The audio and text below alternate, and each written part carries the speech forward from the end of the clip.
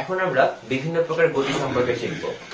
এই বিভিন্ন প্রকার গতিগুলো আমাদের ম্যাক্সিমাম কেসে পরীক্ষার হলে প্রশ্ন আসে দেখা যায়, সংজ্ঞায় ক নাম্বারে কিন্তু চলে আসে যে এই গতিটা বলতে কি বোঝো। তো আমি সবসময় তোমাদের সাজেস্ট করব যে কোনো সংজ্ঞা পড়ার সময় কিংবা ফিজিক্সের যে কোনো টপিক পড়ার সময় তোমরা এখানকার কি পয়েন্টগুলো মনে রাখবে। আমি চাই না হুবাহু একদম বইয়ের পাই টু পাই লাইন মুখস্থ করো। তোমাদের এখানে যেটা মাথায় রাখতে হবে যে প্রত্যেকটা সংজ্ঞার মধ্যে কি পয়েন্টগুলো কোনগুলা। যেমন দেখো, আমি বিভিন্ন সংজ্ঞার মধ্যে প্রথমে দেখবো সরলরৈখিক গতি, যেটাকে ইংলিশে যদি বলা হয় লিনিয়ার মোশন। এই সরলরৈখিক গতির ক্ষেত্রে আমরা কি মাথায় রাখবো যে আমার যে গতিটা হবে, একটু আগে আমি দেখছিলাম স্থিতি আর গতিটা কি, মানে সরে যাচ্ছে যে সরণটা যেটা হবে সেটা হবে একটা সরল রেখা। একটা এক্সাম্পল নেই, যেমন ধরো এই একটা সরল রেখা আছে, এই সরল রেখার উপরে যদি কোন একটা গাড়ি ধরো এই একটা গাড়ি, এই গাড়িটা যদি সোজা এই সরল রেখা বরাবরই যায় তাহলে আমি তাকে বলবো সরলরৈখিক গতি কিংবা লিনিয়ার মোশন। মানে এখানে শর্তটা কি, এখানে শর্ত হলো আমার গতিটা একটা সরল রেখায় থাকতে হবে, এই সরল রেখার বাইরে কোথাও যেতে পারবে না, তাহলে আমি সেই গতিটাকে বলতে পারবো একটা সরলরৈখিক গতি। যেমন ধরো এইটাকে আমি যদি সোজা উপরের দিকে তুলি, একদম সরল রেখা বরাবর যদি তুলি তাহলে এটা সরলরৈখিক গতি হবে। একদম সরল রেখা বরাবর যদি ওঠে এটা হবে সরলরৈখিক গতি। কিন্তু যে বাঁকা হয়ে চলে যায় সেটা কিন্তু আমার সরলরৈখিক গতি হবে না। এখন আমরা দেখে নেব ঘূর্ণন গতি বিষয়টা কি, বা সার্কুলার মোশন। এই ক্ষেত্রে দেখো দুইটা পয়েন্ট লিখে রাখছি, একটা হলো কোন নির্দিষ্ট বিন্দু আর হলো সমদূরত্ব থাকবে। তার মানে কোন একটা সার্টেন নির্দিষ্ট বিন্দুকে কেন্দ্র করে সমদূরবর্তী কোন পথে যদি কোন একটা বস্তু যাত্রা করে তাহলে সেই বস্তুর গতিটাকে আমি বলবো সরলরৈখিক গতি। একটা এক্সাম্পল নিয়ে নিই। সাপোজ মনে করো এই যে কোন একটা নির্দিষ্ট বিন্দু সার্টেন পয়েন্ট, এটা হলো আমার সেই সার্টেন পয়েন্ট। এ থেকে সমদূরবর্তী কেমন হবে, এই বিন্দু থেকে সমদূরবর্তী যদি থাকতে যাই তাহলে কিন্তু আমার একটা বৃত্তাকার পথ হয়ে যাবে। তাহলে এই যে আমার একটা পথ, এই সার্টেন বিন্দুকে কেন্দ্র করে সব সময় সেম দূরত্ব বজায় রেখে যদি কোনো বস্তু চলে তাহলে আমি তাকে বলতে পারবো এটা একটা ঘূর্ণন গতি। এই ঘূর্ণন গতির সুন্দর একটা এক্সাম্পল হতে পারে যদি আমি ঘড়ির একটা গতি চিন্তা করি। তাহলে এটা একটা ঘড়ি বানায় ফেলি। তাহলে ঘড়ি বানালে চারপাশে সুন্দর করে একটা বর্ডার দিয়ে দিই, যে বর্ডার এখানে মনে করো 12, 1, 2, 3, 4, 5, 6 এরকম করে ধরো বর্ডার দেওয়া আছে। তাহলে এই ঘড়ির গতি কথা চিন্তা করো, ঘড়ির কাঁটার গতি। এই ঘড়ির কাঁটাতে ধরো এখানে একটা মিনিটে কাঁটা আছে, এই মিনিটে কাঁটা যখন ঘুরবে দেখো চিন্তা করো এই সার্টেন বিন্দুকে কেন্দ্র করে সব সময় এই দূরত্ব সেম দূরত্ব বজায় রেখে চারপাশে ঘুরতে চাইবে।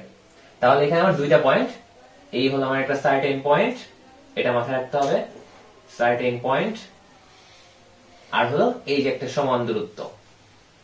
তাহলে সার্টেন পয়েন্টকে কেন্দ্র করে সমান দূরত্ব বজায় রেখে যদি কোনো বস্তু চলাচল করে তাহলে সেই বস্তুর গতিকে আমরা বলতে পারবো ঘূর্ণন গতি। আশা করি ঘূর্ণন গতি ক্লিয়ার হয়ে গেছে। এই দুইটা পয়েন্ট কিন্তু অবশ্যই আমার সংজ্ঞার মধ্যে থাকতে হবে। এরপর আসে আমাদের চলন গতি বা ট্রান্সলেশনাল মোশন, যেটা কিনা আমার বুঝতে অনেকের প্রবলেম হয়, যার কারণে এটা একটু মনোযোগ সহকারে খেয়াল করব। তো তোমাদের সুবিধাতে দেখো এখানে আমি 4টা পয়েন্ট বলে রাখছি। এই 4টা পয়েন্ট যদি ফুলফিল করে তবে আমি তাকে বলতে পারবো একটা চলন গতি। পয়েন্টগুলো কি? সকল কণা একই সময়ে একই দিকে একই দূরত্ব অতিক্রম করবে। তার মানে এই 4টা কন্ডিশন যখন ফুলফিল করবে তখনই কিন্তু আমি বলতে পারবো একটা চলন গতি। ফর এক্সাম্পল, এটা ডাস্টার, ডাস্টার এখানে রাখলাম, এখানে রেখে টেনে এখানে নিয়ে গেলাম। তাহলে চিন্তা করো ডাস্টার যখন এইখানে ছিল সেখান থেকে আমি এটাকে টেনে এখানে নিয়ে গেছি। তাহলে কি হচ্ছে, সকল কণা যখন টেনে নিয়ে গেছি দেখো এই সকল কণাগুলোই কিন্তু আমার ওই পাশে চলে যাচ্ছে একই সময়। সবগুলো কণাকে কিন্তু আমি একই সময় সরাচ্ছিলাম, ডাস্টারটাকে একই সময় সরাচ্ছিলাম। এরপরে তাহলে ফার্স্ট কন্ডিশন সেকেন্ড কন্ডিশন দুইটা ফুলফিল করবো। একই দিকে দেখো এই যে পথের এই কণাটা যেদিকে যাচ্ছিল এই কণাটাও একই দিকে যাচ্ছিল, যার ফলে আলটিমেটলি এই কণাটা এখানে চলে আসছে, এই কণাটা এখানে চলে আসছে। তাহলে একই দিকেই কিন্তু সবগুলো কণা যাচ্ছে। এরপরে একই দূরত্ব অতিক্রম করছে। একই দূরত্ব কিভাবে দেখো, এই যে এই লাল কণাটা এখানে পৌঁছে গেছে, আর ধরো এই নীল কণাটা যে এইখানে পৌঁছে গেছে। তার মানে এই লাল কণা থেকে এই লাল কণার যে দূরত্ব হবে, সিমিলারলি এই নীল কণা থেকে এই নীল কণার দূরত্ব কিন্তু সেম হবে। দেখো কমন সেন্স অ্যাপ্লাই করলে বুঝবা যে এতটুকুর যে গ্যাপ এখানেও কিন্তু ওই গ্যাপটা সেম আছে, যার ফলে কিন্তু আমি বলতে পারতেছি সকল কণা একই সময়ে একই দিকে একই দূরত্ব অতিক্রম করবে, তাহলে সেই ধরনের গতিকে আমি বলতে পারবো ট্রান্সলেশনাল মোশন বা চলন গতি। এই 4টা পয়েন্ট কিন্তু অবশ্যই অবশ্যই তোমার সংজ্ঞার মধ্যে থাকতে হবে। তাহলে এইভাবে পয়েন্ট আকারে যখন সংজ্ঞা পড়বা, এই পয়েন্টগুলো যদি তোমার সংজ্ঞায় থাকে, সংজ্ঞায় তুমি আর যাই লেখো না কেন, তুমি কিন্তু ফুল মার্কস পাবা। যার কারণে আমার সাজেশন থাকবে এই আমাদের সংজ্ঞাগুলো প্রত্যেকটা পয়েন্ট আকারে পড়বা। তাহলে তোমার যে চারপাশে রিয়েল লাইফে যে বিষয়গুলো আছে সেগুলো নিয়ে তুমি একটু টেস্ট করতে পারো যে এই যে গতিটা হচ্ছে, এই গতিটা আমার একটা চলন গতি কিনা।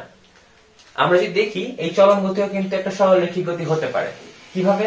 দেখো, এটা যদি একটা সরল পথে যায়, আমি চাইলে রাস্তাটাকে এভাবে নাচাতে নাচাতে নিয়ে যেতে পারি, এইভাবে নাচাতে নাচাতে নিয়ে যেতে পারি। তাহলে এভাবে নাচাতে নাচাতে নিয়ে গেলে এটা কিন্তু আর সরল পথ থাকবে না। এইভাবে যদি সরল পথে নিয়ে যাই, একই সাথে এটা সরলরৈখিক গতি হবে, আবার চলন গতিও হবে। কিন্তু এভাবে যদি নাচাতে নাচাতে নিয়ে যাই, সেটা কিন্তু আমার সরলরৈখিক গতি হবে না, কিন্তু চলন গতি হবে। তার মানে একটা বস্তুর গতি কিন্তু বিভিন্ন রকম হতে পারে। তাহলে এখান থেকে আমরা সরলরৈখিক গতি, ঘূর্ণন গতি, চলন গতি এগুলো পয়েন্ট আকারে খুব সুন্দর মতো শিখে ফেললাম।